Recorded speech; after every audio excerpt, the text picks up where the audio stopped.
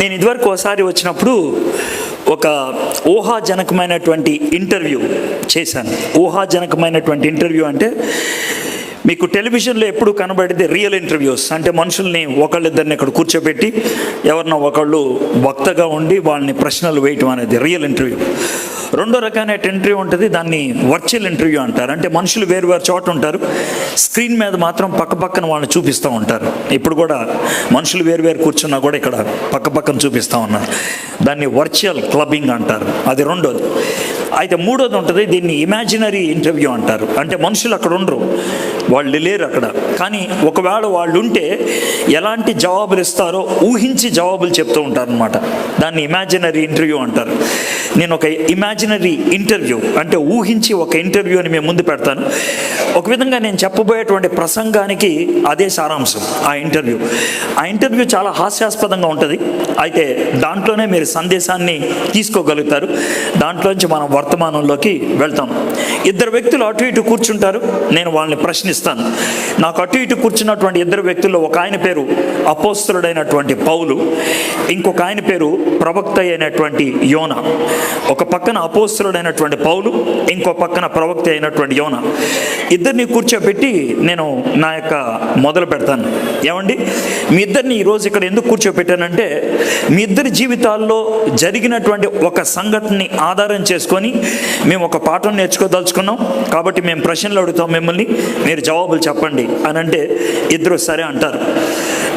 అప్పుడు నేను అంటాను, ఏమండి పౌలు గారు, మీ జీవితంలో ఎప్పుడైనా తుఫాన్లు ఎదురయ్యాయా అని అంటే, ఎదురయ్యాయండి, చాలా ఎదురయ్యాయి. నాకు 3-4 అయితే గుర్తున్నది. చివరి తుఫాన్ అయితే చాలా బాగా గుర్తుంది. దాంట్లో జరిగిన ప్రతి సన్నివేశాన్ని నేను వివరించగలను. సరే సార్, సరే మీరుండండి. ఇప్పుడు యోనా గారిని అడుగుతాం. యోనా గారు, మీ జీవితంలో ఎప్పుడైనా తుఫాను ఎదురైందా? గుర్తుంది, ఒకసారి ఎదురైందిలే తుఫాను. తను మాట్లాడే తీరే కొంచెం తేడాగా ఉంటుంది. సర్లేండి, మళ్ళీ వద్దాం. ఏమండి పౌలు గారు, మీ జీవితంలో చాలా తుఫాన్లు వచ్చినాయి, కానీ చివరి తుఫాను బాగా గుర్తుందన్నారు కదా, దాన్ని ఒక్కదాన్ని తెలుసుకోవడానికి ప్రయత్నం చేద్దామండి. ఆ తుఫాను అసలు ఏ సందర్భంలో వచ్చింది? ఆ తుఫాన్లోకి అసలు మీరు ఎందుకు వెళ్ళారో ఏమన్నా మీరు చెప్పగలుగుతారా? చెప్తానండి.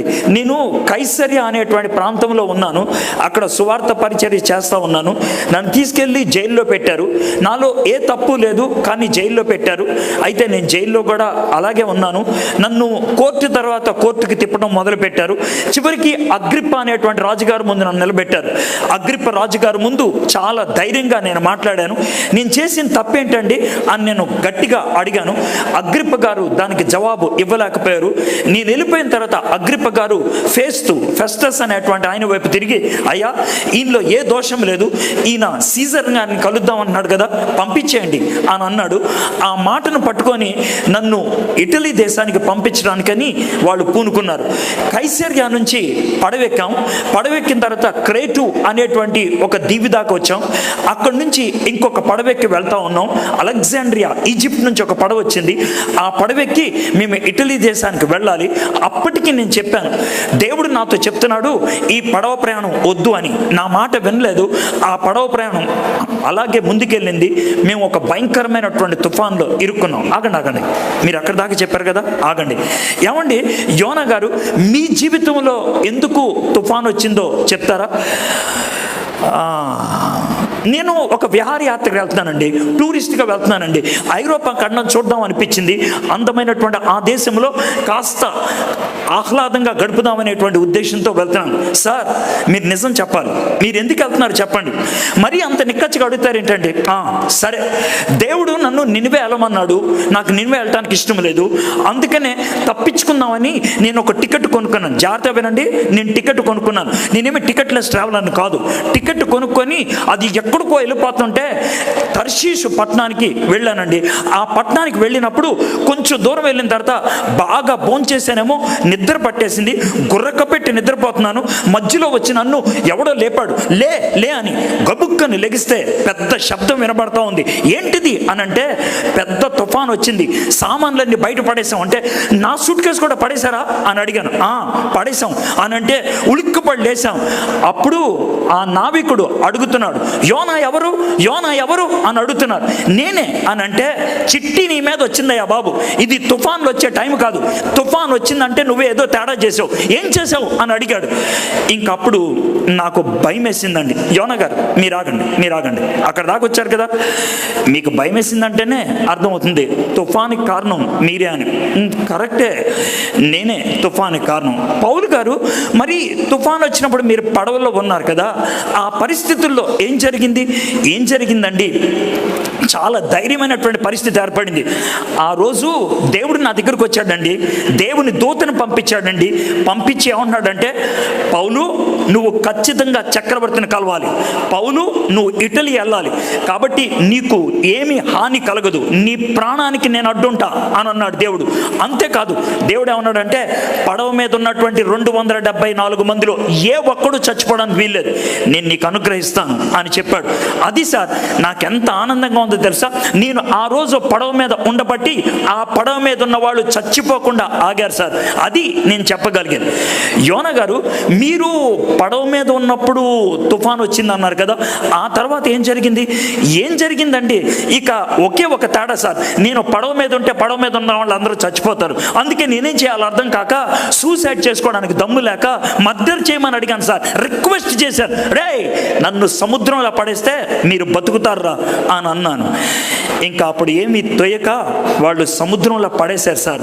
నా ప్రాణం అయిపోయింది అనుకున్నాను, నేను ఇంకా చచ్చిపోయాను అనుకున్నాను, అగాధంలోకి వెళ్ళిపోయాను అనుకున్నాను. ఏం చేయాలా తెలియక దేవా అని అరిస్తే దేవుడు కృప చూపించి ఒక చేపను పంపించి నన్ను రక్షించాడు సార్. ఓహో, దీన్ని బట్టి మాకు ఒక విషయం అర్థమవుతుందండి. అంటే పౌలు గారు ఏంటండి అంటే, ఏమి లేదండి, మీరు పడవ మీద ఉండబట్టి తుఫానులో పడవ పగిలిపోయినా మనుషులు చచ్చిపోకుండా మిమ్మును బట్టి ఆగిందని. అంతేనండి. కానీ పడవ కూడా పగిలిపోవాల్సిన అవసరం లేదు సార్, సామాన్లు కూడా పాడైపోవాల్సిన అవసరం లేదు సార్. నా మాట వినలేదు, దేవుడు నాకు ముందు చెప్పాడు తుఫాన్ వస్తుందని. అందుకే తుఫాన్లో నేను భయపడలేదు సార్, తుఫాన్లో నేను నిబ్బరంగా ఉన్నాను. ఓకే అర్థమైంది. యోనా గారు, మీ జీవితం బట్టి నాకు అర్థమవుతుంది ఏంటంటే, దేవుడు చెప్పిన మాట విననందుకు మీ జీవితంలో తుఫాన్ వచ్చింది. ఆ తుఫాను మీకా కాదు, అనేక మందికి ప్రాణ నష్టానికి దారి తీసే పరిస్థితి వచ్చింది. అవును సార్, తప్పు నాదే, ఒప్పుకుంటాను.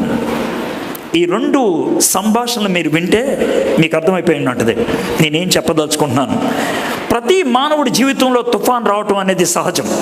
తుఫాను లేని జీవితం మనిషి జీవితం కాదు. ప్రతి మనిషి జీవితంలో తుఫాన్లు ఉంటాయి. తుఫానులు కొంతమందికి భౌతికంగా వస్తాయి, కొంతమందికి ఆరోగ్యపరంగా వస్తాయి, కొంతమందికి ఫైనాన్షియల్ ఆర్థిక పరంగా వస్తాయి, కొంతమందికి సంబంధ పరంగా వస్తాయి. తుఫాను అనేది ఏదో కోణం నుంచి రావచ్చు, ఏదో పద్ధతిలో రావచ్చు. ఇక్కడ ప్రస్తుతం కూర్చున్న మీలో అనేక మంది మీ జీవితంలో you are facing a typhoon, మీ యొక్క జీవితంలో you are facing a storm, మీ జీవితంలో ఒక తుఫాను ఉన్నది, మీ జీవితంలో ఒక భయంకరమైనటువంటి పరిస్థితి ఉంది. How can I face it, దీన్ని ఏ విధంగా ఎదుర్కోవాలి అనేటువంటి భయం మీకు ఉండవచ్చు. అయితే ఈరోజు తుఫాన్లు ఎందుకు వస్తాయి? తుఫాన్లో మునిగిపోయే పరిస్థితి మన జీవితంలోకి ఒకవేళ వచ్చినట్లయితే ఎందుకు మునిగిపోయే పరిస్థితి వచ్చింది? ఆ మునిగిపోయే పరిస్థితుల్లో మనుషులు ఏ విధంగా స్పందిస్తారు? చివరికి ఒకవేళ నీవు దేవుని బిడ్డవైతే అలాంటి తుఫాన్లో దేవుడు నీకు నేర్పించేటువంటి పాఠం ఏంటి? ఒక చిన్న మాట చెప్పి నేను వాక్యంలోకి వెళ్తాను. ప్రతి ఒక్కరి జీవితంలో తుఫాన్లు ఉంటాయి. దేవుడు తుఫాను మన జీవితంలో ఒకవేళ అనుమతిస్తే, ఒకవేళ మన జీవితంలో ఏ కారణం చేతైనా తుఫాను వస్తే, దేవుడు మన జీవితంలోకి తుఫానును అనుమతించింది ఒకవేళ మీరు దేవుని బిడ్డ అయితే మునిగిపోవటానికి కాదు, తేలటానికి. Storms are not to sink but to sail. దేవుడు మన జీవితంలో అనుమతించేటువంటి సునామీలు మునిగిపోవటానికి కాదు, కొట్టుకుపోవడానికి కాదు, దాని మీద తేలటానికి, దేవునికి మహిమకరంగా జీవించటానికి. కాబట్టి ఈ సమయంలో if you are going through a storm, మీ జీవితంలో ఎలాంటి తుఫాను గుండా వెళ్తున్నా, మీ జీవితంలో ఎలాంటి భయభ్రాంతులు కలిగించేటువంటి పరిస్థితులు గుండా వెళ్తున్నా, దేవుడు మీకు ఇవ్వగలుగుతున్నటువంటి మాట ఒకటే, ఆ తుఫానులో నేను నీతో ఉంటాను, ఆ తుఫానులో నేను నిన్ను విడిచిపెట్టను, ఆ తుఫానులో నేను నీకు సహాయం చేస్తాను. దేవుడు మనకి సహాయం చేయడానికి సంసిద్ధమే, కానీ ఆ సహాయాన్ని మనము చేజిక్కించుకోకుండా ఉండటానికి, దేవుడు మనతో పంపించేటువంటి ఆ సమాచారం మన దగ్గరికి చేరకుండా ఉండటానికి, మనము తప్పుడు నిర్ణయాలు తీసుకోవడానికి, మనం మునిగిపోయేటట్లు చేయడానికి సాతాను ఎన్నో రకాలైన ప్రయత్నాలు చేస్తూనే ఉంటాడు. కాబట్టి ఆ ప్రయత్నాలు ఏంటి, ఆ ప్రయత్నాన్ని ఎలా తప్పించుకోవాలి, దాన్ని ఈరోజు బైబిల్లో ఒక అధ్యాయాన్ని ధ్యానం చేయటం ద్వారా నేర్చుకుందాం. మీ దగ్గర బైబిల్ ఉంటే అపోస్తల కార్యములు 27వ అధ్యాయం, అపోస్తల కార్యములు 27వ అధ్యాయం. నాకు చాలా విచిత్రంగా అనిపించేది ఏంటంటే అపోస్తల కార్యములు 27వ అధ్యాయం విషయంలో, అపోస్తల కార్యములు 27వ అధ్యాయానికి ఒక గొప్ప చరిత్ర ఉన్నది. ఏంటి ఆ చరిత్ర అంటే, స్కాట్లాండ్, ఇంగ్లాండ్ పైన ఉంటుంది స్కాట్లాండ్ అనేటువంటి దేశంలో విలియం రామ్సే అనేటువంటి ఒక ఆయన ఉండేవాడు. విలియం రామ్సే అనేటువంటి ఆయన గొప్ప ఆర్కియాలజిస్ట్, ఖగోళ శాస్త్రవేత్త, భూగర్భ శాస్త్ర అనాలి, ఖగోళ కాదు, భూగర్భ శాస్త్ర ఆర్కియాలజిస్ట్.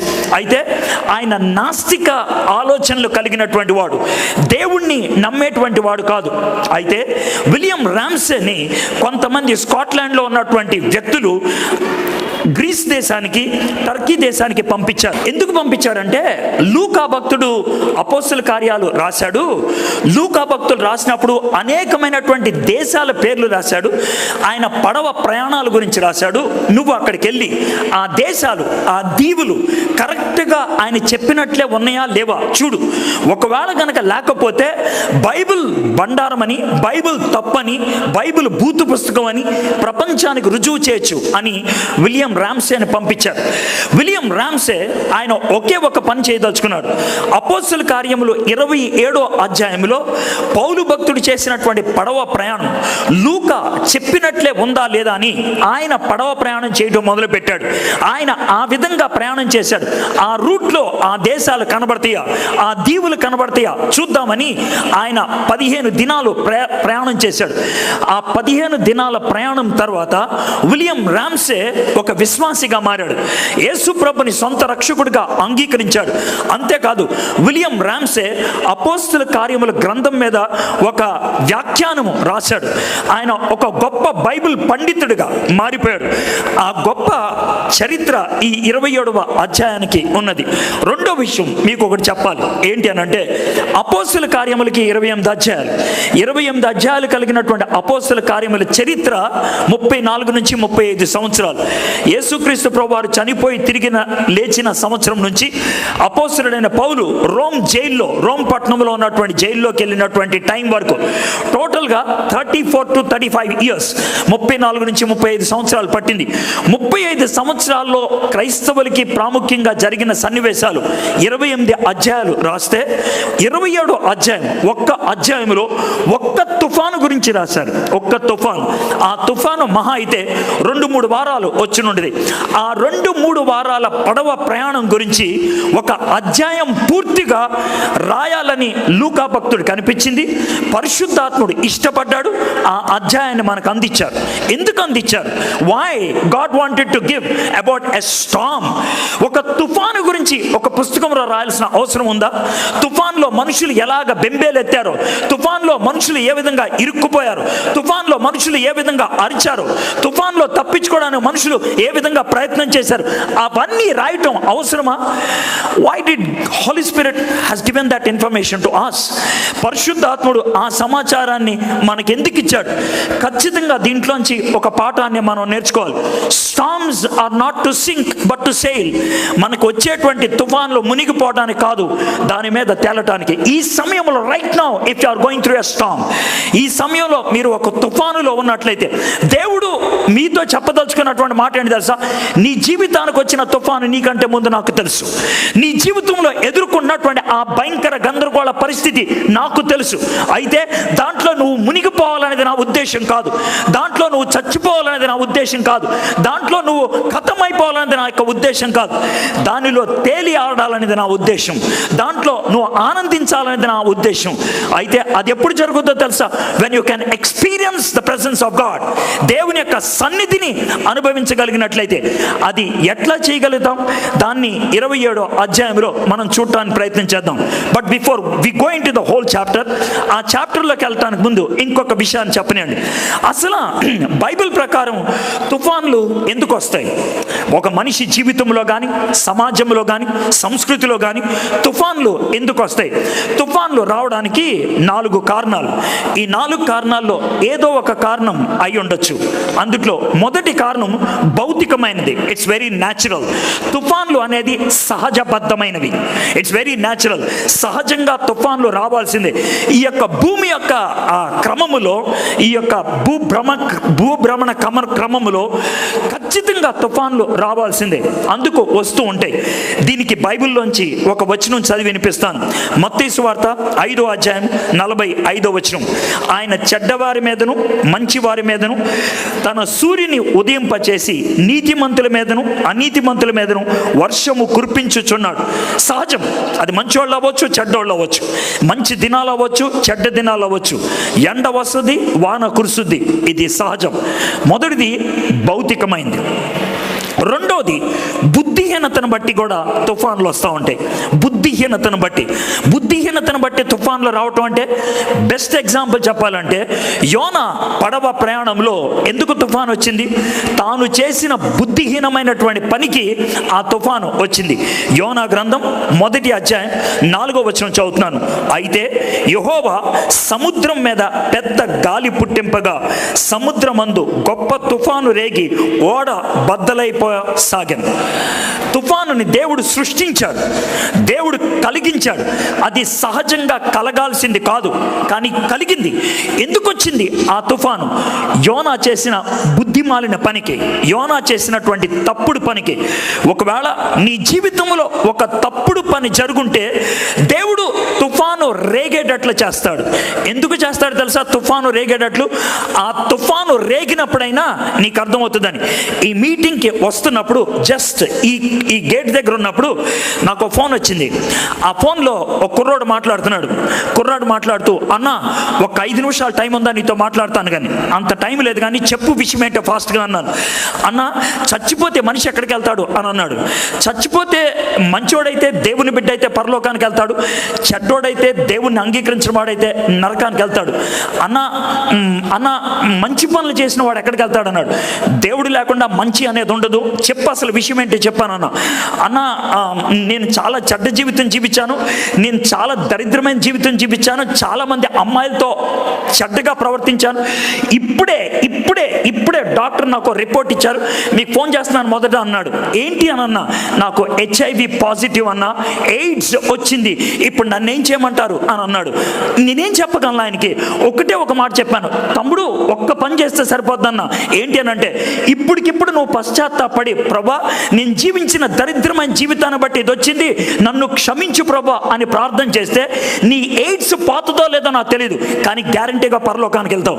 అది మాత్రం నేను చెప్పగలను. ఈ ఎయిడ్స్ పోతుందో లేదో నాకు తెలియదు, కానీ పరలోకానికి మాత్రం గ్యారంటీకి వెళ్తావు. ఒకవేళ నువ్వు ప్రార్థన చేయలేదనుకో, 2 నరకాలు అనుభవిస్తావు అన్నా. ఎక్కడెక్కడ అన్నాడు? భూమి మీద, అక్కడ కూడా.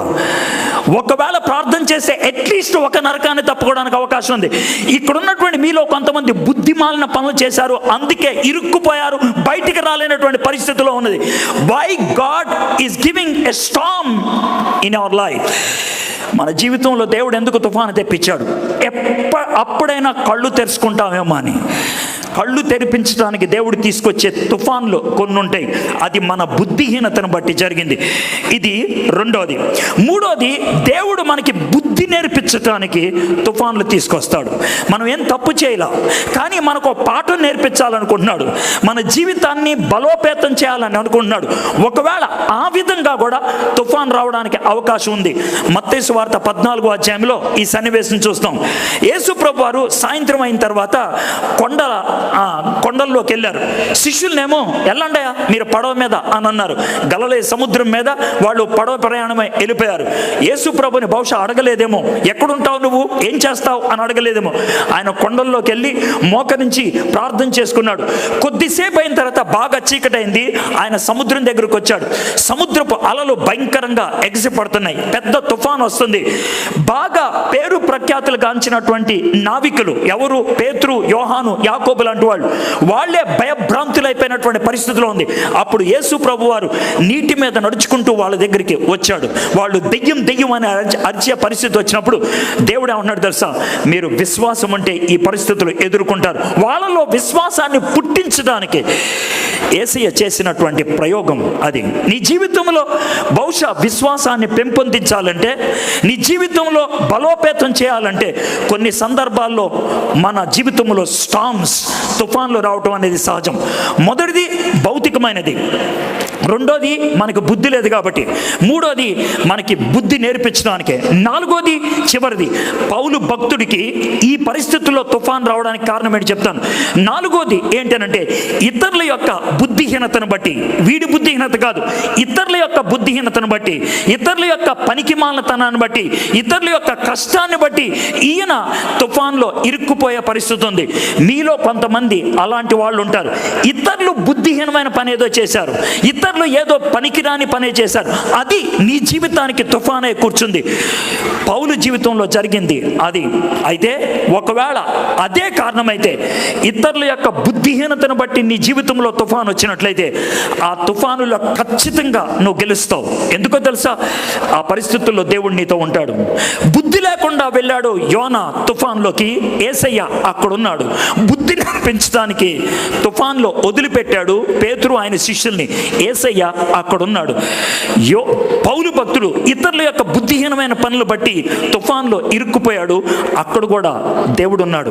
దేవుడు ఏ పరిస్థితుల్లో అయినా నీతో ఉండడానికి ఇష్టపడుతున్నాడు. అయితే ఆ పరిస్థితుల్లో దేవునికి కనెక్ట్ అవుతామా లేదా అనేదే ప్రశ్న. కనెక్ట్ అవ్వకపోతే మునిగిపోతావు, కనెక్ట్ అయితే తేలుతావు. Very simple logic. అలాంటి పాఠం పౌలు భక్తుడి జీవితం నుంచి మనం నేర్చుకుందాం. ఇప్పటి నుంచి మనం ధ్యానం చేయడం మొదలు పెడతాం. బైబిల్ ఉన్నట్లయితే 27వ అధ్యాయాన్ని తీయండి. 27వ అధ్యాయంలో కొన్ని వచనాలు వరుసగా చదువుకుంటూ వెళ్తూ మనం 3 పాయింట్స్లో ఈ యొక్క అధ్యాయంలో కొన్ని వచనాలు చూడబోతాం. పాయింట్ నెంబర్ 1, ఒకవేళ తుఫాను వస్తే మానవుడు తీసుకునేటువంటి నిర్ణయాలు తుఫాన్లో ఆ పడవ మునిగిపోయే పరిస్థితి అవుతుంది, తన జీవితం మునిగిపోయే పరిస్థితి అవుతుంది. 9వ వచనం నుంచి 15వ వచనం దాకా 5 కారణాలు బట్టి వాళ్ళ పడవ మునిగిపోయే పరిస్థితికి వెళ్ళింది. 5 కారణాలు బట్టి. ఈ కారణాల గురించి లూకా చాలా వివరంగా రాశాడు. ఇవి పరిశుద్ధాత్ముడు మనకి వినిపించాలని ఇష్టపడుతున్నాడు. ఎందుకో తెలుసా? ఆ రోజు పడవ మునిగిపోవడానికి ఈ 5 కారణాలుంటే, ఈ 5 కారణాల్లో ఏదో ఒక్క కారణం నీ జీవితం మునిగే స్థితికి తీసుకొచ్చింది. ఈ 5 కారణాల్లో ఏదో ఒక్క కారణం, అది ఏ కారణం? Which reason is sinking my life?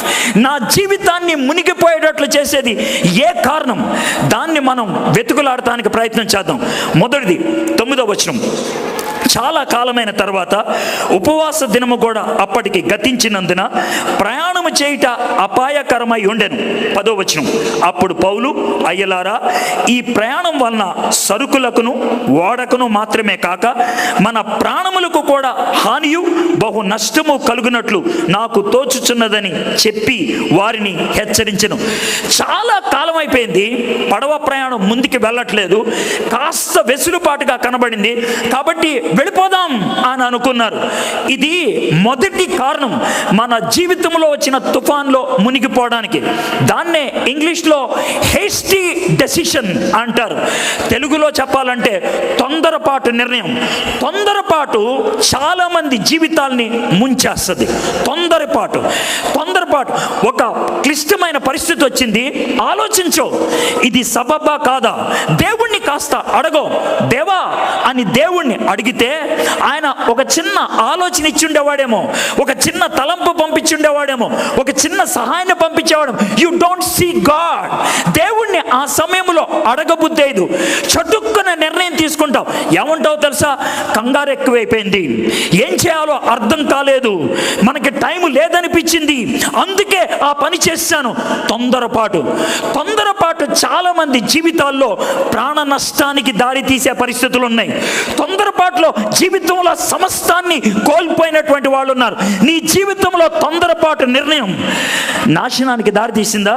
నీ జీవితంలో తొందరపాటు నిర్ణయం నిన్ను పాడు చేసిందా? ఇక్కడ వీళ్ళు కూడా అదే పని చేశారు. తొందరపాటు నిర్ణయం. ఒకవేళ ఆ తొందరపాటు నిర్ణయాన్ని బట్టి అలాంటి స్థితిగతుల్లోకి వస్తే బహుశా దేవుని దగ్గరకు వచ్చి క్షమాపణ అడగాలేమో. మొదటిది తొందరపాటు నిర్ణయం. రెండోది చూద్దాం, 11వ వచనం చదువుతాను. అయినను ఏంటి పౌలు చెప్పాడు, అయ్యా నాకు తోచుచున్నది అని పౌలు భక్తుడు అన్నాడంటే పరిశుద్ధాత్మని యొక్క నింపుదలను బట్టి పౌలు భక్తుడు చెప్తున్నాడు, వద్దయ్యా ఈ ప్రయాణం వద్దు, మంచిది కాదు, పడవ పాడైపోతుంది, సామాన్లు పోతాయి, ప్రాణం కూడా పోతుందేమో, వద్దు అని ఆత్మ ప్రేరణ బట్టి పౌలు చెప్తూ ఉంటే 11వ వచనం, అయినను శతాధిపతి పౌలు చెప్పినది నమ్మక నావికుడును ఓడ యజమానుడు చెప్పినదే నమ్మెను. పౌలు చెప్పిన మాట నమ్మల. ఈ పక్కన బిబ్లికల్ ఐడియా వచ్చింది, గాడ్లీ చాయిస్ వచ్చింది, దైవికమైనటువంటి ఎంపిక ఒక పక్కనుంది, వాక్యానుసారమైనటువంటి ఆలోచన ఒక పక్కనుంది. బిబ్లికల్ అండ్ గాడ్లీ, వాక్యానుసారమైంది, దేవుని పరము నుంచి ఒక ఆలోచన వచ్చింది. దాన్ని పక్కకు పెట్టి శతాధిపతి ఏం చేశాడు? కెప్టెన్ చెప్పిన మాట విన్నాడు, పడవ యొక్క ఓనర్ చెప్పిన మాట విన్నాడు.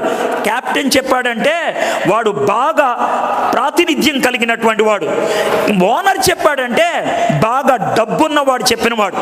చాలాసార్లు మనం ఇరుక్కుపోవడానికి ఇది రెండవ కారణం. ఏంటి అని అంటే దైవ నిర్ణయాన్ని వదిలిపెట్టి లోకం చెప్పిన మాటలు మనం వింటాం. దేవుడు చెప్పినటువంటి ఆలోచన పక్కకు పెట్టి లోకం ఇచ్చినటువంటి ఆలోచన మనం పట్టుకుంటాం. మీలో కొంతమంది అలాంటి బుద్ధిమాలిన పని చేశారు. ఏ డాక్టర్ చెప్పాడు సార్, ఏ ఇంజనీర్ చెప్పాడు సార్, ఏ లాయర్ చెప్పాడు సార్, ఏ ఎమ్మెల్యే చెప్పాడు సార్, ఏ మా ఊరు కౌన్సిలర్ చెప్పాడు సార్, ఏ పెద్దోడు చెప్పాడు సార్. పెద్దోడు చెప్పింది కాదు కావాల్సింది, పరిశుద్ధాత్ముడు చెప్పాడా లేదా కావాలి. పెద్దోడు చెప్పింది కాదు కావాల్సిందే, దేవుడు చెప్పాడా కాదా కావాలి. If you are a child of God you are suppose to seek the mind of God. నువ్వు దేవుని బిడ్డవైతే దేవుని మనస్సును అన్వేషించాలి. మనుషుల్లో దొరకదు ఆ మనస్సు, దేవునిలోనే దొరుకుద్ది. You can't find it human beings, మనుషుల్లో కాదు. ఇక్కడ స్పష్టంగా పౌలు భక్తులు ద్వారా ఆ ఆలోచన ఇచ్చాడు దేవుడు. God might have given you that thought. ఒక ఆలోచన ఇచ్చాడేమో నీకు, దాన్ని పక్కకు పెట్టేసాము. చాలాసార్లు దేవుని ఆలోచన పక్కకు పెట్టినప్పుడు దేవుని ఆలోచన ఇచ్చినట్లు కూడా చాలా మంది చెప్పరు. ఎందుకో తెలుసా? పరువు పోద్దని, సిగ్గు పోతుందని ఆలోచిస్తూ ఉంటారు. ఇది రెండవ కారణము. మొదటిది హేస్టీ డెసిషన్, రెండోది వరల్డ్లీ డెసిషన్, రెండోది లౌకికమైనది. మూడోది చూద్దాం 12వ వచనం. మరియు శీతాకాలము గడుపుటకు ఆ రేవు అనుకూలమైనది కానందున అక్కడ నుండి బయలుదేరి ఒకవేళ సఖ్యమైతే ఫీనిక్స్నకు చేరి, ఇక్కడ బాగలేదు కదా అక్కడికి వెళ్తే బాగుంటుందేమో అని వెళ్ళిపోవటం, ఇక్కడ కష్టంగా ఉంది కదా అక్కడైతే బాగుంటుందేమో అని వెళ్ళిపోవటం. Finding a easy way out, సులభతరమైనటువంటి మార్గాన్ని ఎత్తుక్కొని బయటికి వెళ్ళిపోవడం. ఇది మనం చేసేటువంటి మూడో తప్పుడు పని. ఇక్కడ అదే పని చేశారు. దేవుడు ఇక్కడ పెడితే లేదు అక్కడ బాగుంటుందేమో అని వెళ్ళిపోయాం. దూరపు కొండలు నునుపు, ఇది మనకున్నటువంటి ఆలోచన. 190% మంది తప్పుడు ఆలోచనలకి, 190% మంది తప్పుడు అలవాట్లకు బానిస ఎందుకు అవుతారు తెలుసా? మొదట అది ఎలా ఉంటుందో చూద్దామని. సిగరెట్ తాగితే ఎలా ఉంటుందో, మందు కొడితే ఎలా ఉంటుందో, వ్యభిచారి దగ్గరికి వెళ్తే ఎలా ఉంటుందో, బ్లూ ఫిల్మ్ చూస్తే ఎట్లా ఉంటుందో, సినిమా కోళ్ళకి వెళ్తే ఎలా ఉంటుందో ఒకసారి చూద్దాం. ఒకసారి చూసి మానేయచ్చు, ఒకసారి వెళ్ళి మానేయచ్చు. That is our idea. ఒకసారి ఈజీ, ఒక్కసారి ఎంజాయ్ చేయని, ఒక్కసారి అని వెళ్ళిన వాడు ఒక్కసారితో ఎప్పుడు ఆగడు. నీ జీవితం ఇరుక్కుపోయింది అలాంటి దాంట్లోనే. It looks so easy, it looks so beautiful. పాపం ఎప్పుడు అందంగానే కనబడుతుంది, పాపం ఎప్పుడు ఆహ్లాదంగానే కనబడుతుంది. పాపం ఎంతో ఆశను కల్పిస్తుంది. ఆనందం, ఆహ్లాదం, ఆశ లేకపోతే అది శోధనే అవ్వదు. అయితే ఆ పాపంలోకి మనం వెళ్ళినప్పుడు, ఆ ప్రయత్నం చేసినప్పుడు చివరికి మిగిలేది ఆవేదన, చివరికి మిగిలేది అపరాధ భావం. ఈరోజు చాలామంది ఇక్కడ ఆవేదనతో, అపరాధ భావంతో కూర్చున్నారు. బయటికి చెప్పలేకపోవచ్చు, బయటికి వ్యక్తీకరించలేకపోవచ్చు, but you are struggling inside. మీ గుండె లోతుల్లో అలాంటి స్థితిగతుల్లోకి వెళ్ళిపోయారు. ఎందుకంటే అది బాగుంటుంది అని వెళ్ళిపోయారు. ఇది 3వ కారణం. 12వ వచనం సెకండ్ పార్ట్ చూద్దాం. అక్కడ శీతాకాలం గడపాలని ఎక్కువ మంది ఆలోచన చెప్పిరి. ఇది 4వది. ఎక్కువ మంది ఆలోచన చెప్పిరి. Popular decision.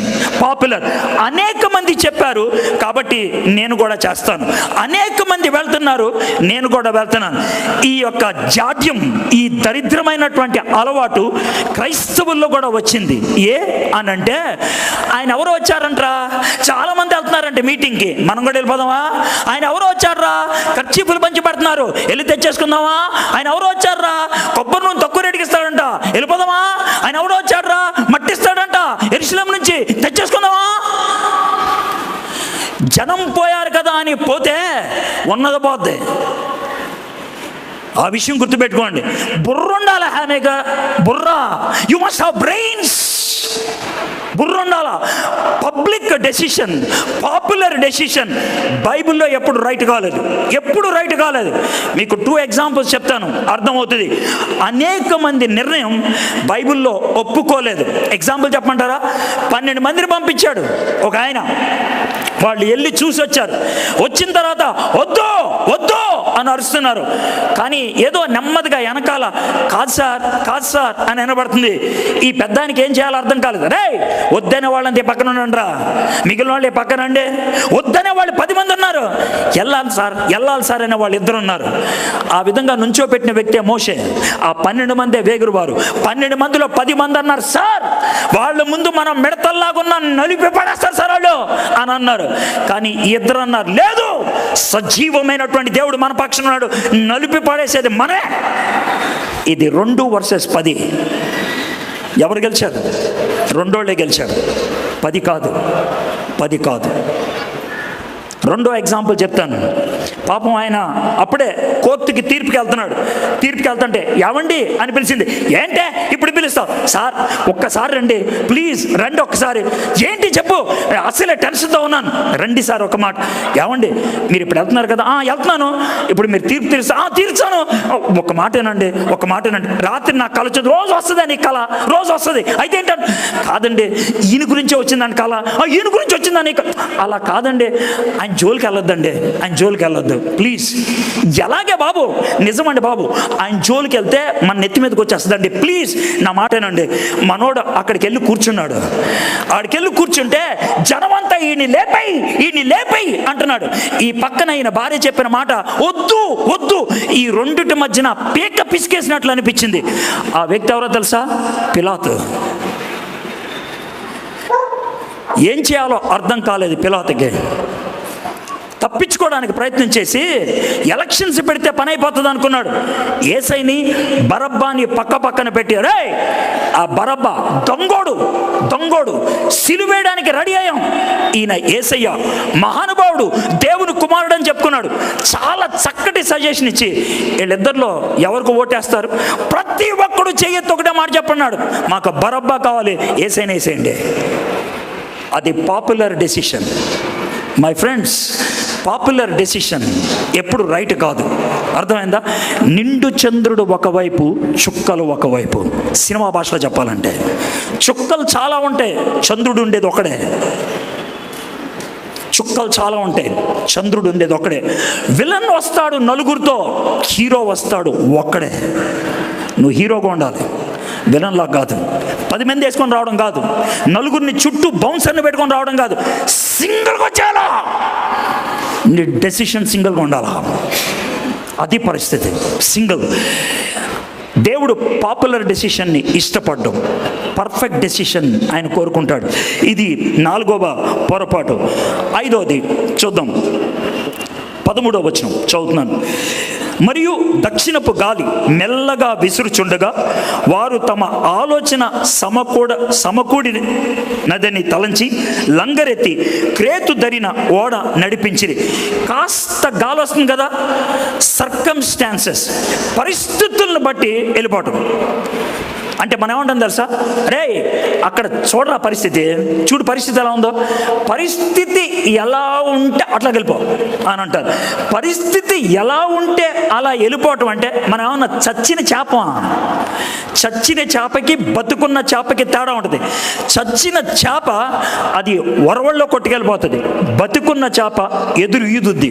నువ్వు బతికిన వాడవైతే పరిస్థితికి ఎదురు ఈదుతావు, చచ్చిన దానివి చచ్చినవాడు అయితే దాంతో పోతావు. Bus you will go. ఈ 5 కారణాలతో 9వ వచనం నుంచి 13వ వచనం దాకా 5 కారణాలతో వాళ్ళ పడవ మునిగిపోయే పరిస్థితికి వచ్చింది. మొదటిది కంగారులో నిర్ణయం తీసుకున్నారు, రెండోది లౌకిక నిర్ణయం తీసుకున్నారు, మూడోది సులభతరంగా ఉంటుందని తీసుకున్నారు, నాలుగోది అనేక మంది చెప్పారని తీసుకున్నారు, 5వది గాలి సరిపోతుంది కదా అని తీసుకున్నారు.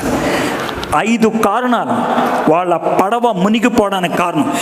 9 నుంచి 13 దాకా పదే చదువుకుంటూ నీ జీవితాన్ని ఒకసారి ధ్యానం చేసుకో. ఇక్కడే అర్థమైపోతుంది నీ బతికేంటో. ఈ 4 వచనాలతో 9 to 13 will tell you where you are, why you are, ఎక్కడున్నావు, ఎందుకున్నావు అర్థమైపోతుంది. నువ్వు సేవకుడు అయి ఉండొచ్చు, విశ్వాసి అయి ఉండొచ్చు, అనేక సంవత్సరాలుగా పరిచర్య చేసే వ్యక్తి అయి ఉండొచ్చు. Still you might be in a storm. నువ్వు ఒక తుఫాన్లో ఇరుక్కుపోయాము. అలాంటి పరిస్థితుల్లో ఇరుక్కుపోతే కారణాలు ఏంటి? మునిగిపోతున్నట్లయితే కారణాలు ఏంటి? అయితే ఆ విధంగా పడవ మునిగిపోతున్నప్పుడు వాళ్ళలో వచ్చినటువంటి స్పందన ఏంటి? సెకండ్ పాయింట్, స్పందన. 15వ వచనం నుంచి మనము స్పందన చూడబోతున్నాం. రియాక్షన్స్.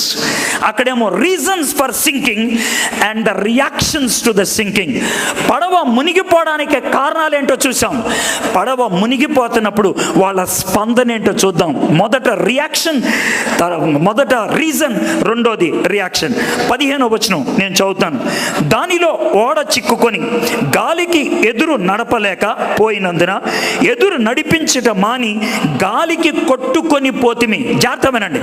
ఇక వాళ్ళు నడిపించలేక ఇక పని అయిపోయిందని దే లెఫ్ట్ ఇట్, వదిలేశారు. They left it.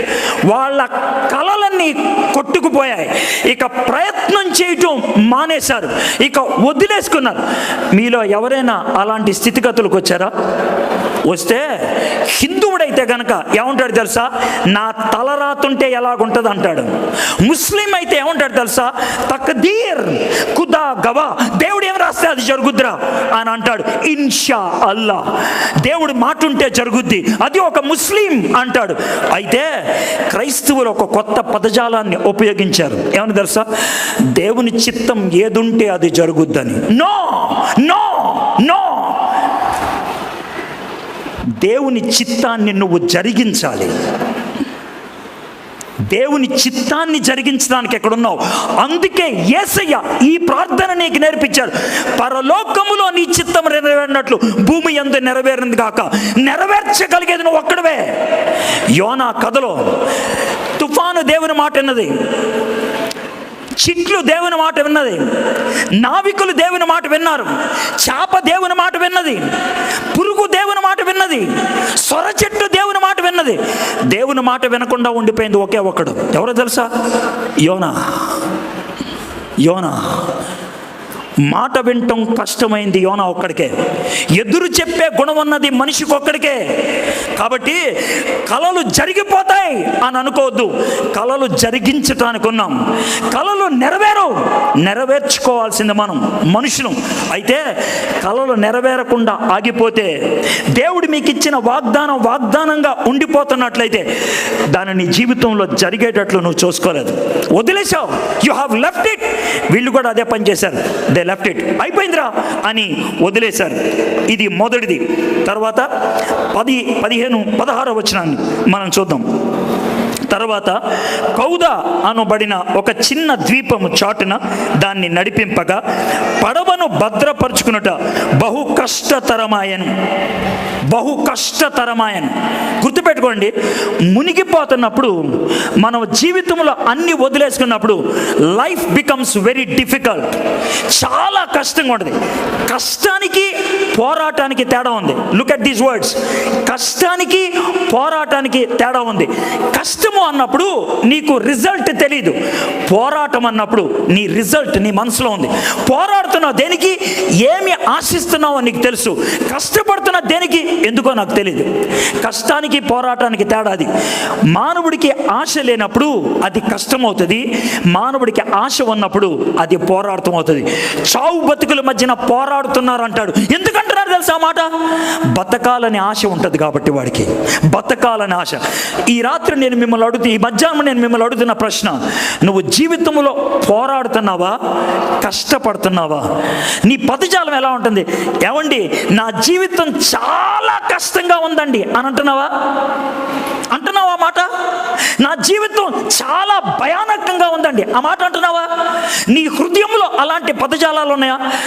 It's a great struggle అదా నువ్వు అనేటువంటి మాట. It's very painful. అది భారంతో కూడింది అని అనిపిస్తుందా? The reason is this, you don't have a hope. నీకు ఒక ఆశ లేదు, బతుకుతామనేటువంటి తలంపు లేదు. అందుకనే నీకు నష్టం ఎక్కువైపోయింది. నీకున్నటువంటి వనరులన్నీ నాశనమయ్యే పరిస్థితికి వచ్చింది. 18-19 వచనాలు చదువుతాను. మిక్కిలి పెద్ద గాలి కొట్టుచున్నందున మరునాడు సరుకులు పారవేయ సాగరి. 3వ దినమందు తమ చేతులారా ఓడ సామాగ్రిని పాడవేసిరి. ఇది 3వది. మొదటి కలలు పోతాయి, 2వది కష్టంగా ఉంటుంది, 3వది నష్టాన్ని ఎదుర్కొంటారు. నష్టాన్ని దేవుడు వదిలేసినప్పుడు తుఫానులో నష్టాన్ని ఎదుర్కొంటాం. దేవుడు మనతో ఉంటే తుఫాన్లో కూడా ఏ నష్టం ఉండదు. షడ్రక్ మెషక్ అబేద్నెగో అగ్నిగుండంలోకి వెళ్ళారు, ఎంటుకు మొక్క కూడా నష్టపోలేదు వాళ్ళు. మీకు అర్థమయ్యే భాషలో చెప్తున్నాను. అగ్నిగుండంలోకి వెళ్ళారు. It's a Storm. ఆ స్టార్మ్లోకి వెళితే వాళ్ళ ఎంటుకు మొక్క కూడా కాలేదు. నాట్ ఈవెన్ హెయిర్, ఎంటుకు మొక్క కూడా కాలేదు. దానియేలు సింహాల బోన్లోకి వెళ్తే కనీసం సింహం వచ్చి వాసన చూడలేదు. It did not even smell. తుఫాను నీ జీవితంలో వస్తుంది, రాదనట్లేదు. కానీ దేవుడు నీతో ఉంటే నీకు నష్టం రావడానికి వీల్లేదు. You should not get. యోబు జీవితంలో తుఫాన్ వచ్చింది, భయంకరమైన తుఫాన్. ఆస్తి మొత్తం కొట్టుకుపోయింది, కుటుంబం మొత్తం కొట్టుకుపోయింది, ఆరోగ్యం మొత్తం కొట్టుకుపోయింది. But he did not leave God. తాను ఎంత కోల్పోయాడో దానికి 2 వెనక్కి వచ్చింది. ఎంత కోల్పోయాడో 2 వెనక్కి వచ్చింది. In storm if you are a believer you are not going to lose anything. నువ్వు విశ్వాసమైతే నీ జీవితంలో వచ్చిన తుఫాన్లో కోల్పోయేది ఉండదు. ఒకవేళ కోల్పోయినట్లు అనిపించవచ్చు, దానికి ఎక్కువ దేవుడు నీకు అనుగ్రహిస్తాడు, దానికి రెట్టింపు దేవుడు నీకు అనుగ్రహిస్తాడు. కానీ ఇక్కడ వాళ్ళు నష్టానికి వెళ్ళారు. ఎందుకో తెలుసా? దేవునికి దూరం అయ్యారు కాబట్టి. కొంచెం ముందుకెళ్దాం. 29వ వచనం. అప్పుడు రాతి తిప్పలు గల చోట్ల పడుదుమేమో అని భయపడి వారు ఓడ అమరములో నుండి 4 లంగర్లు వేసి ఎప్పుడు తెల్లవారునా అని కాచుకొని ఉండిరి. అసలు జరిగింది ఏంటంటే, నేను క్విక్గా ఎందుకు వచ్చేసానంటే, వీళ్ళు పడవ వేసుకొని వెళ్తున్నప్పుడు ఎంత లోతు ఉందో చూశారు. చూస్తే 120 అడుగులు ఉంది. ఒక అరగంట నడిపించి మళ్ళీ వేశారు, 90 అడుగులు ఉంది. అరగంటలోనే 30 అడుగులు తగ్గిపోయింది.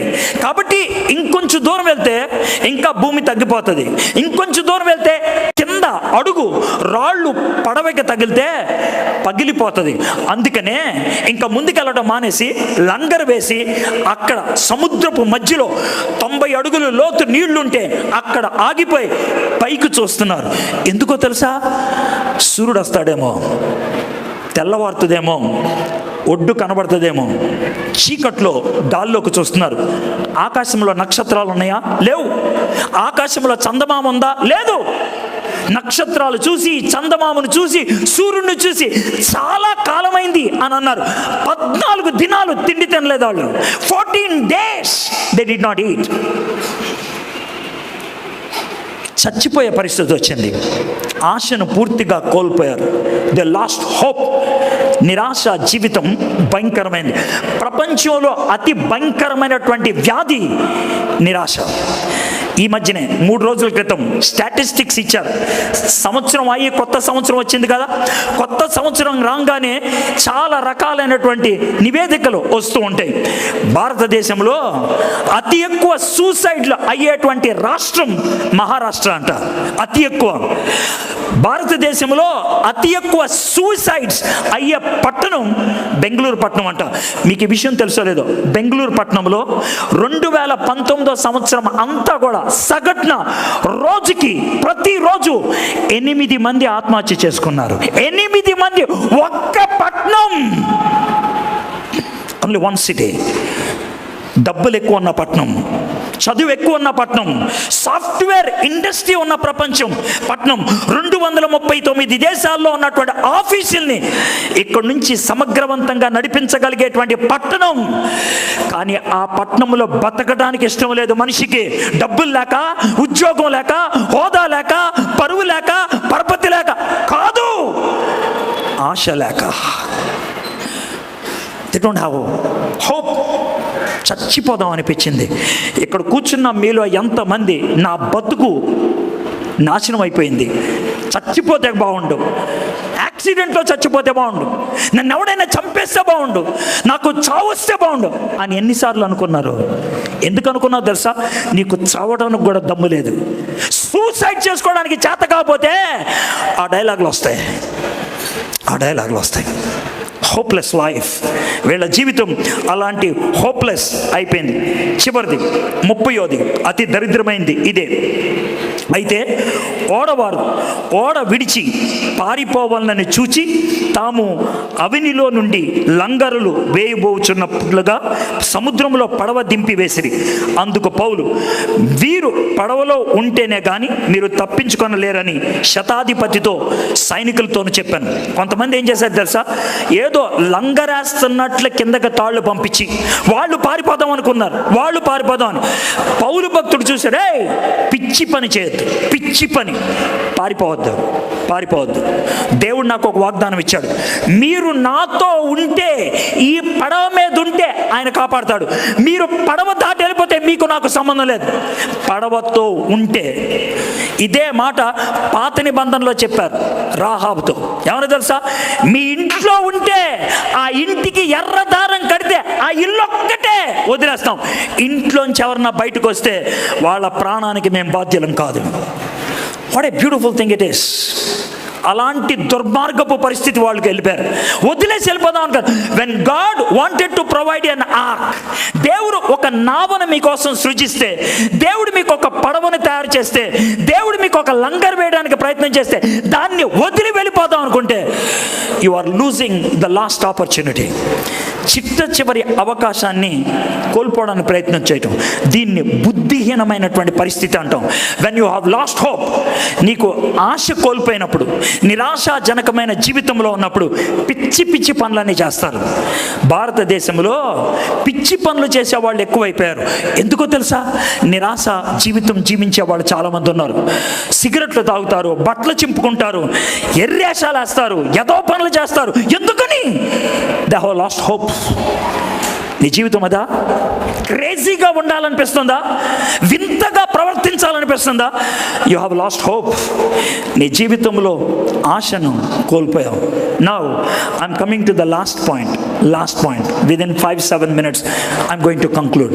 ఇలాంటి పరిస్థితుల్లో పౌలు తుఫానులో ఇరుక్కుపోయినప్పుడు, పడవ మునిగిపోతున్నప్పుడు నిబ్బరంగా ఉండగలిగాడు, ధైర్యంగా ఉండగలిగాడు. ఎందుకని ఉండగలిగాడు? I just want to read 3 verses and conclude. 22వ వచనం చూద్దాం. ఇప్పుడైనను ధైర్యము తెచ్చుకొనుడని మిమ్మును వేడుకొనుచున్నాను. ఓడకే గాని మీలో ఎవని ప్రాణమునకు హాని కలగదు. పౌలు తుఫాను మధ్యలో లేచి నిలబడి ఎంత ధైర్యంగా చెప్తున్నాడు. ఇప్పటికైనా ధైర్యం తెచ్చుకోండి, పిరికోళ్ళలాగా బుద్ధిహీనమైన నిర్ణయాలు తీసుకోవద్దు. ఇప్పటికైనా ధైర్యం తెచ్చుకోండి. నా మాట వినండి. పడవ సామాగ్రి పోయింది, పడవ పోతుంది, కానీ మనుషులు ఎవరు చావరు. నేను ఈ మాట చెప్తున్నాను, నా మాట వినండి. ఎందుకు అని అంటామో 23వ వచనం, నేను ఎవని వాడనో ఎవనిని సేవించుచున్నానో ఆ దేవుని దూత గడిచిన రాత్రి నా యొద్ద నిలిచి, పౌలా భయపడకము. 3 విషయాలు పౌలు ఇక్కడ చెప్తున్నాడు. 3 విషయాలు నేనేమంటాను తెలుసా? స్టామ్స్లో, తుఫానులో మానవుడికి ధైర్యాన్ని ఇచ్చేది ఈ 3. తుఫానులో మానవుడికి ధైర్యాన్ని ఇచ్చేది ఈ 3. ఆ 3 పౌలు భక్తుడికి ఉన్నాయి. ఏంటి ఆ 3? మొదటిది, నేను ఎవని వాడనో సంబంధం. నేను ఎవని వాడనో సంబంధం. నేను ఎవరిని సేవించుచున్నానో సహవాసం. నేను ఎవరిని సేవించుచున్నానో, మొదటిది సంబంధం, రెండోది సహవాసం, మూడోది ఏమన్నాడు తెలుసా? ఆ దేవుని దూత గడిచిన రాత్రి నా యొద్ద నిలిచి, అది దేవుని యొక్క సన్నిధి. 3 సార్లు సంబంధం, సహవాసం, సన్నిధి. ఈ 3 ధైర్యాన్ని ఇచ్చింది. దేవునితో సంబంధం ఉంటే, దేవునితో అనునిత్యము సహవాసం ఉన్నట్లయితే, ఆయన సన్నిధిని అనుభవిస్తున్నట్లయితే, గాఢాంధకారపు లోయలో సంచరించినను వాక్యం వచ్చు జీవితంలో దాన్ని నిజం చేసుకోగలుగుతాం. ఎప్పుడో తెలుసా? ఆయన నా కాపరైనప్పుడు, నేను ఆయన గొర్రెనైనప్పుడు. సంబంధం, ఆయన నన్ను చూస్తున్నాడు. సహవాసం, ఆయన నన్ను పట్టించుకున్నాడు, నా పక్కనున్నాడు. సన్నిధి, సంబంధం, సన్నిధి, సహవాసం. ఈ 3 ప్రపంచంలో అతి పటిష్టంగా ఉండేది ఏంటి అని ఒక ఇంజనీర్ని అడిగితే చెప్పగలిగేది ఏంటి తెలుసా? 4 కాళ్ళుండే కుర్చీ కాదు, 3 కాళ్ళుండే ట్రైపాడ్. ఈ టెలివిజన్ కెమెరాస్ అన్ని చూడండి, ఆ టెలివిజన్ కెమెరాస్ అన్ని కూడా 3 కాళ్ళ మీద ఉన్నాయి. 3 legs. ఎందుకని 3 కాళ్ళ మీద పెట్టారు తెలుసా? దాని మీద ఉన్న కెమెరా చాలా ఖరీదైంది, బట్ స్టిల్ 3 కాళ్ళ మీద ఎందుకు పెట్టారు తెలుసా? దానికి ఉన్నటువంటి బ్యాలెన్స్ 4 కాళ్ళ కుర్చీకి కూడా ఉండదు. ఇది దేవుడు అందుకనే ఈ 3 పెట్టాడు. సన్నిధి, సహవాసం, సంబంధం. సంబంధం బట్టి వచ్చేది సహవాసం, సహవాసం ఉంటే అనుభవించేది సన్నిధి. దేవుడు నాతో ఉన్నాడు అనే ధైర్యం ఉంటే నువ్వు ఇంకెవరికి భయపడవు. గుర్తుపెట్టుకోండి, దేవుడు నీకు కనబడక్కర్లా, దేవుని స్వరాన్ని వినబడక్కర్లేదు, కానీ ఒకటి, ఇట్స్ ఎ ఫీలింగ్, అదొక అనుభూతి. ఇట్స్ ఎన్ ఎక్స్పీరియన్స్, అదొక అనుభవం. ఆ అనుభవం, అనుభూతి పౌలుకి ఎంత ధైర్యాన్ని ఇచ్చిందంటే 24వ వచనం, నీవు కైసరు ఎదుట నిలవవలసి ఉన్నది. ఇదిగో నీతో కూడా ఓడలో ప్రయాణమవుతున్న వారందరూ దేవుడు నీకు అనుగ్రహించున్నాడని నాతో చెప్పాను. నా దేవుడు నాకు ఒక వాగ్దానం ఇచ్చాడు. సన్నిధిని బట్టి మనోడికి వచ్చింది వాగ్దానం. ఏంటా వాగ్దానం తెలుసా? దేవుడు నన్ను చావనివ్వడు, దేవుడు నన్ను బ్రతికిస్తాడు, దేవుడు నన్ను నడిపిస్తాడు, దేవుడు నాతో ఉన్నాడు. ఎంత అద్భుతమైన మాట. సంవత్సరపు ఆరంభ దినాల్లో ఉన్నాం మనం. ఈ సంవత్సరం అంతా ఎలా గడుచుద్ది, ఈ సంవత్సరాన్ని ఎలా ఈదుతాను, ఈ జీవితాన్ని ఎలా కొనసాగిస్తాను? If that is your question, ఈరోజు అలాంటి ప్రశ్నతో ఉన్నట్లయితే I want to tell you one thing. నీ సమస్యలకు పరిష్కారం దొరకదు, నీ సమస్యలు పోవు, కానీ ఒకటి మాత్రం జరుగుద్ది, వాటిని ఎదుర్కొనే దమ్ము దేవుడు మనకిస్తాడు. సమస్యలు పోవాలి అని ప్రార్థన చేయొద్దు. సమస్యలు పోవాలి అని ప్రార్థన చేయటం ఎలా ఉంటుందో తెలుసా? మీలో క్రికెట్ ఉన్న వాడికి అర్థమవుతుంది. క్రికెట్ తెలిసిన వాడికి, క్రికెట్ ఆడేటప్పుడు ఒక బ్యాట్స్మెన్ ఉంటాడు, వాడి వెనకాల 3 కర్రలు ఉంటాయి. ఆ 3 కర్రలని వికెట్లు అంటాడు. ఎవడో ఒకడు బంతి వేస్తాడు, ఆ బంతి కనుక ఆ 3 కర్రల్లో ఏదైనా ఒక కర్రకి తగిలితే దాన్ని అవుట్ అంటాం. అయితే నేను బ్యాట్స్మెన్గా వ్యవహరించడానికి, నా ప్రతిభను చూపించడానికి ఒకవేళ ఎలా అన్నాను అనుకోండి, ఎలా ఉంటుంది? రే వికెట్లు తీసేయి, ఎరగాడతాను అంటే ఎలా ఉంటుంది? వికెట్లు తీస్తే అది క్రికెట్ అవదు, గోల్ తీస్తే అది ఫుట్బాల్ అవదు, సమస్య తీస్తే నువ్వు మనిషి అవ్వవు. సవాలు సమస్య ఉన్నప్పుడే నువ్వు మనిషి అవుతావు. There will be problem, but God will give you the provision. సమస్య ఉంటుంది, కానీ దేవుడు నీకు కావలసినటువంటివన్నీ కూడా అనుగ్రహిస్తాడు. ఎందుకు? అది ఆర్పేడని కాదు, దాని మీద తేలుకుంటూ వెళ్ళిపోవడానికి. దేవుడు షడ్రక్ మెషక్ అబేద్నెగోకు ముందు అగ్నిని ఆర్పలేదు, కాలకుండా చేశాడు. సింహాన్ని చంపలేదు, తినకుండా చేశాడు. పౌలు భక్తుడు జైల్లోకి వెళ్ళినప్పుడు ఆ జైల్లో అధికారి బయటికి తెచ్చేటట్లు చేయలేదు, గోళ్ళు పగలగొట్టేశాడు. What a great God we have. ఎంత గొప్ప దేవుడు చూడండి. మీలో చాలామంది ఏమని ప్రార్థన చేస్తారో తెలుసు, ప్రభువా ఈ సమస్య తీసే అని. నో, ఈ సమస్యలో నాకు విజయాన్ని ఇవ్వు ప్రభువా. నాకొచ్చే విజయం నీకు మహిమ, నాకొచ్చే విజయం నీకు కిరీటం ప్రభా. ఆ కిరీటాన్ని నేను తగిలించేవాడిని అవ్వాలి ప్రభా. అలా చేయవా?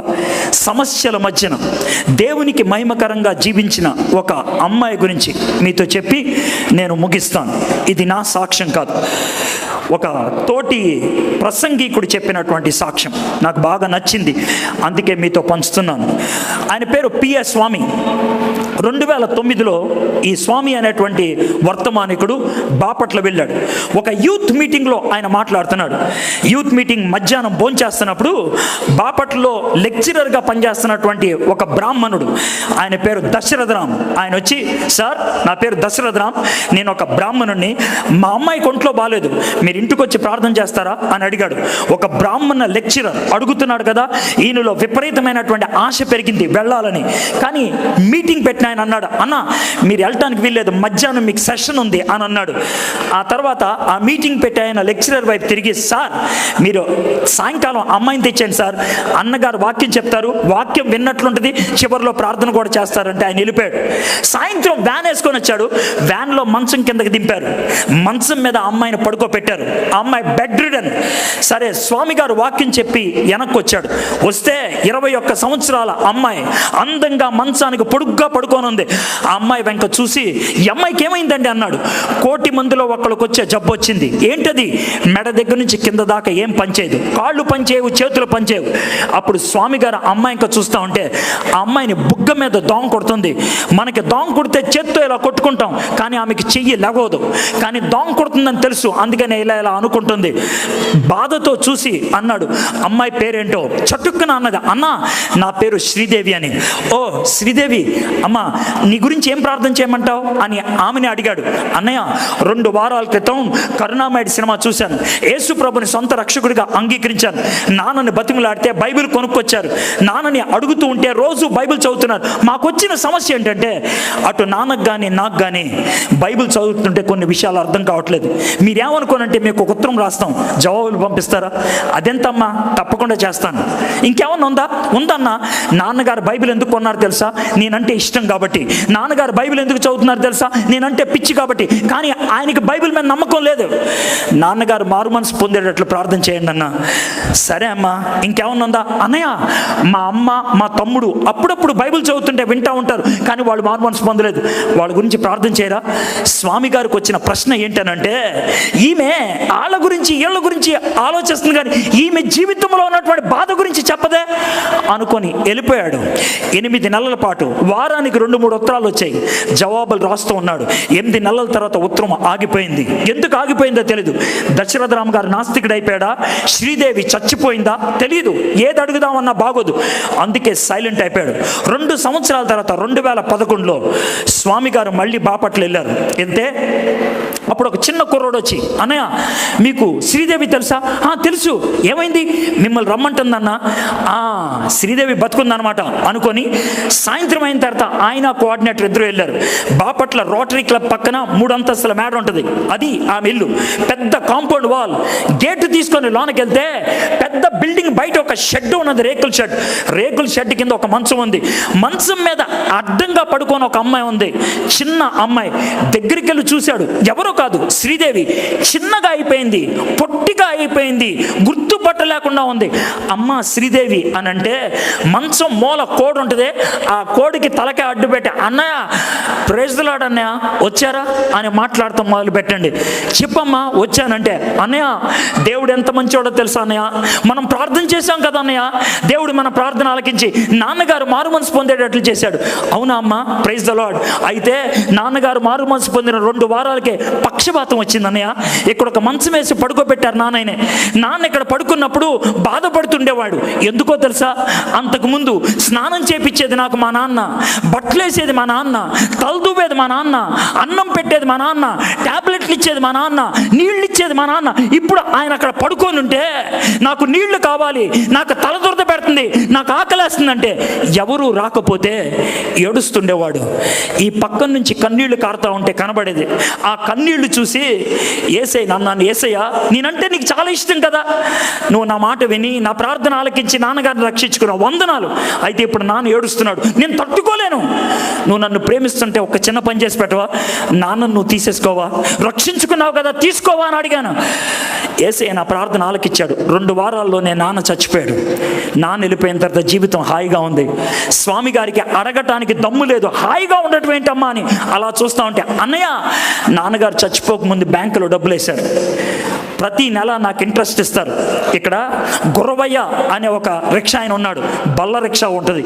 ఆ బల్ల రిక్షా వేసుకొని వస్తాడు, వారానికి 3 రోజులు నాకే ఇచ్చేస్తాడు ఈ ఇంట్రెస్ట్ తీసుకొని.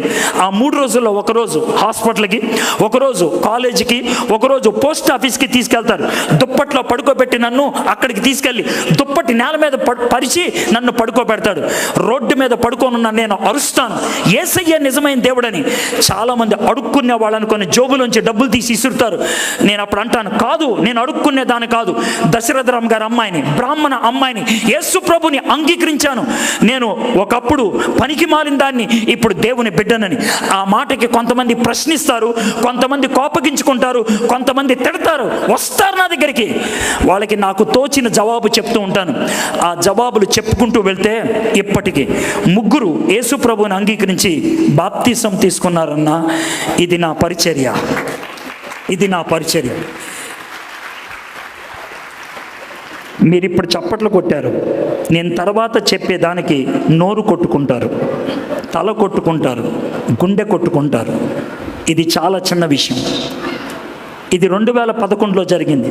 2016లో స్వామి గారు మళ్ళీ వెళ్ళారు మీటింగ్కి. ఆయన పక్కన శ్రీనివాస్ అనే ఒక పాస్టర్ గారు కూర్చున్నారు. శ్రీనివాస్ గారు వందనాలు చెప్పి స్వామి గారికి, అన్నయ్య నా సాక్ష్యం, ఆ తర్వాత మీ వాక్యం, ఈరోజు నాకు సాక్ష్యం చెప్పడానికి చాలా ధైర్యంగా ఆనందంగా ఉంది అంటే ఎందుకో అనుకున్నాడు. స్టేజ్ మీదకి వెళ్ళి శ్రీనివాస్ ఈ విధంగా మాట్లాడుతున్నాడు, నా ఆత్మీయ తల్లిని ప్రభువులోకి నడిపించిన వ్యక్తి ఇప్పుడు వాక్యం చెప్పబోతున్నాడు, దానికి ముందు నేను సాక్ష్యం చెప్పడం నాకు ఆనందంగా ఉందంటే స్వామి గారు ఆలోచిస్తున్నారు ఎవరా అని. కొద్దిసేపట్లో అర్థమైపోయింది శ్రీదేవి అని. కొద్ది క్షణాల తర్వాత సాక్ష్యం చెప్పి పక్కన కూర్చుంటే, తమ్ముడు శ్రీదేవి ఎలా ఉంది అని అడిగాడు. అన్నయ్య మీకు తెలీదా, 3 నెలలు అయింది శ్రీదేవి చచ్చిపోయి. అవునా, శ్రీదేవి చచ్చిపోకముందు బాగా పరిచయం చేసిందా? అద్భుతంగా పరిచయం చేసిందన్న. ఆమె పరిచర్య గురించి ఎవరు విన్నా కూడా ముక్కు మీద వేలేసుకుంటారు. ఏం చేసింది తమ్ముడు? ఆమె పరిచర్య మొత్తంలో నమ్మి విశ్వసించి బాప్తిసం పొందిన వాళ్ళు 800 మంది. 800 మంది. నేను ఎప్పుడో జరిగిన కథ చెప్పట్లా, ఎక్కడో జరిగిన విషయం చెప్పట్లా. 2016లో చచ్చిపోయింది, 2016లో బాపట్లలో చచ్చిపోయింది ఆమె. 800 మందిని ప్రభు దగ్గరికి నడిపించింది. చేతకాని వ్యక్తి, పడుకోనుండే వ్యక్తి, చేతులు పనిచేయు, కాళ్ళు పనిచేయదు, శరీరంలో ఏ భాగం పనిచేయదు, నోరు తప్పించి పనిచేసే ఒక్క నోరును వాడింది దేవుని కోసం. పనిచేసే భాగాలు నీలో ఎన్నో ఉన్నాయి. చేతులు పనిచేస్తాయి, కాళ్ళు పనిచేస్తుంది, బుర్ర పనిచేస్తుంది, కడుపు పనిచేస్తుంది, నీ శరీరంలో ప్రతి భాగం పనిచేస్తుంది. కానీ దేవునికి పనికొచ్చే జీవితం నీకుందా? ఒకవేళ లేదు అనుకుంటే నీ పరిస్థితి ఏంటి? అన్న 800 ప్రభువులోకి నడిపించడమే కాదు, 14 మంది ఆమె పరిచర్య ద్వారా దేవుని సేవకులు అయ్యారన్న. 14 మంది. అందుట్లో నేను ఒకడిని. నా పేరు శ్రీనివాస్, నేను ఒక హైందవుణ్ణి. ఆమెను వాదించి ప్రశ్నిస్తే నన్ను ప్రభు దగ్గరికి నడిపించింది, వాక్యాన్ని చదవమని ప్రోత్సహించింది, పరిచర్యకు వెళ్ళమని ప్రోత్సహించింది. నా భార్య పేరు రజని, ఆమె హిందూ, ఆమెను కూడా ప్రభువులోకి నడిపించింది నా భార్య. మా ఇద్దరిని ప్రార్థన చేయమని అడిగింది, దేవుని చిత్తాన్ని తెలుసుకోమనంది. మేమిద్దరం పెళ్లి చేసుకున్నాక మమ్మల్ని ప్రోత్సహించి అనంతపూర్ జిల్లాలో హిందూపూర్కి పరిచారకులుగా పంపించింది. మాకులాగా 14 మంది ఉన్నారన్న, 14 మంది. ఒక్క శ్రీదేవి చేతకాని మనిషిగా రోడ్డుకు అడ్డంగా పడుకొని 800 మందిని ప్రభు దగ్గరికి నడిపించగలిగితే, స్టామ్ మధ్యన ఆమె మునిగిపోలేదు. ఆమె తేలటమే కాకుండా 800 మందిని తేల్చింది. ఆమె మునిగిపోవటమే కాదు, ఇంకొక 8 మందికి ఆమె ఆశ్రయం ఇప్పించింది. ఎందుకో తెలుసా? ఆ సమస్యల మధ్యన సమస్య పోలా. షీ హ్యాస్ క్రీస్తు ఆమెతో ఉన్నాడు. ఈరోజు నేను చెప్పగలిగేటువంటి వర్తమానం ఇదే. నీ జీవితంలో తుఫాను ఉంది, నేను ఒప్పుకుంటాను. తుఫాను వచ్చింది నిన్ను ముంచేయడానికి కాదు, దేవునికి మహిమ తీసుకురావడానికి. నిన్ను ముంచేయడానికి కాదు, దేవునికి మహిమ తీసుకురావడానికి. నీ తుఫాను మునిగిపోవడానికి వాడతావా, దేవునికి మహిమకరంగా చేసుకుంటావా? నీ ఇష్టం. తలంచండి, కళ్ళు మూసుకోండి. నీ జీవితంలో ఉన్నటువంటి తుఫాన్ ఏదో ఒక్కసారి ఆలోచించు. What ever the Storm it is, ఎలాంటి తుఫాన్ అయినప్పటికీ ఆ తుఫానుపై నువ్వు తేలి ఆడతావు. ఆ తుఫాను నిన్ను ముంచటానికి కాదు, ఆ తుఫాను దేవునికి మహిమ తీసుకురావడానికి. వీడు గుడ్డువాడికి ఎందుకు పుట్టాడు? వీడి అమ్మా నాన్నల పాపం చేశారా? వీడా? కాదు, దేవునికి మహిమకరంగా ఉండటానికి. ఎంత స్పష్టంగా చెప్పాడు చూడండి. యేసయ్య ఎంత స్పష్టంగా చెప్పాడు. లాజరు చచ్చిపోయాడు ఎందుకని? ఈ చావు వచ్చింది దేవుని కుమారుడు మహిమపరచబడటానికి. Your death, your problem, your issues, your challenges, it's only to bring glory to God. దేవునికి మహిమను తీసుకురావడానికే. అయితే దేవునితో సంబంధం, దేవునితో సహవాసం, దేవుని సాన్నిధ్యం నీ జీవితంలో ఉందా? ఈ 3 కాళ్ళ స్టాండ్ స్థిరంగా ఉంటుంది. ఆ స్టాండ్ ఉందా నీ జీవితానికి? సంబంధం, సన్నిధి, సహవాసం. ఒకవేళ లేదు అనుకుంటే, ఈ మీటింగ్స్ అయిపోయినాయి, నువ్వు ఇంటికి వెళ్తున్నావు. నీ ఇంటికి వెళ్ళేటప్పుడు దేవునితో సంబంధం కలిగి వెళ్తావా? దేవునితో సహవాసం కలిగి ఉండాలనే ఒక ఆశతో, ఒక కృత నిశ్చయతతో ఇక్కడి నుంచి వెళ్తావా? దేవుని సాన్నిధ్యాన్ని నిత్యం అనుభవించే జీవితం నీకు ఉండాలని దేవుని ఒక విజ్ఞప్తి చేస్తావా? My friends, this is the hour of commitment. ఒక నిర్ణయం తీసుకోవడానికి. ప్రభువా, నా జీవితంలో వచ్చిన తుఫాను నువ్వు నాతో ఉంటే తేలిపోతాను ప్రభా, నాతో ఉంటే నేను గెలుస్తాను ప్రభా. I want relation with you. I don't want to leave your fellowship. I want to experience your presence. నీ సన్నిధిని నేను అనుభవించాలి ప్రభా. చెప్తావా యేసయ్యతో? నీ గుండె మీద చెయ్యి పెట్టుకో, దేవునితో మనసారా చెప్పు. ఒక్కసారి, ప్రభువా, నా బుద్ధిహీనత బట్టి అవ్వచ్చు, ఇతరుల బుద్ధిహీనత బట్టి అవ్వచ్చు, అది భౌతికమైనది అవ్వచ్చు, ఏ కారణం చేత వచ్చినప్పుడు కూడా ఈ తుఫాను నేను మునడానికి కాదు. No, I will not sink, I will sail with Christ. క్రీస్తు నాతో ఉన్నాడు కాబట్టి. యేసయ్యా, నువ్వు నాతో ఉండవా? Can you be with me? నాతో ఉండవా? చిన్న ప్రార్థన చేసుకుందాం. ఆత్మ ప్రేరణ బట్టి ఒక్కసారి మాట్లాడగలనిపిస్తుంది. I won't give much time, I will give only 15 seconds. 15 క్షణాలు మాత్రమే మీకు టైం ఇస్తాను. మీలో ఎవరన్నా కూర్చున్న వాళ్ళు ఈ సమయంలో ఆయనతో సన్నిధి, సంబంధం, సహవాసం నాకు కావాలని నేను ప్రార్థన చేస్తాను అన్న వాళ్ళు ఎవరిని ఉన్నట్లయితే ఉన్న చోట ఒక్కసారి లేచి నిలబడండి. చటుక్కున నేను ప్రార్థన చేసి ముగిస్తాను. I just give 15 seconds.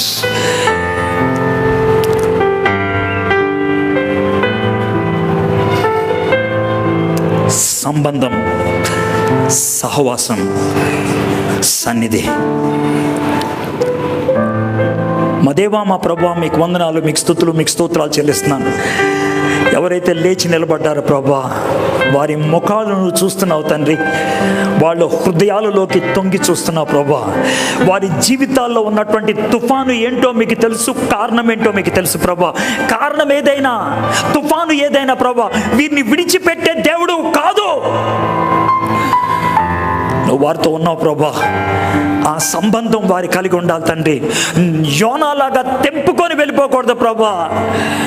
వారు నీతో సహవాసం కలిగి ఉండాలి ప్రభా. యోనాలాగా నిద్రపోకూడదు ప్రభా.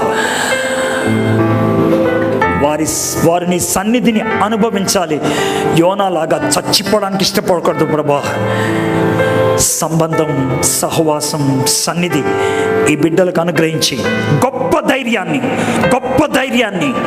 వాళ్ళ ఆత్మీయ పోరాటంలో అతి గొప్ప విజయాన్ని మీరు అనుగ్రహిస్తారని స్తుతులు, స్తోత్రాలు చెల్లిస్తూ యేసు నామములో ప్రార్థన చేయించున్నాం తండ్రి. ఆమేన్, ఆమేన్. దయచేసి కూర్చోండి. Thank you so much.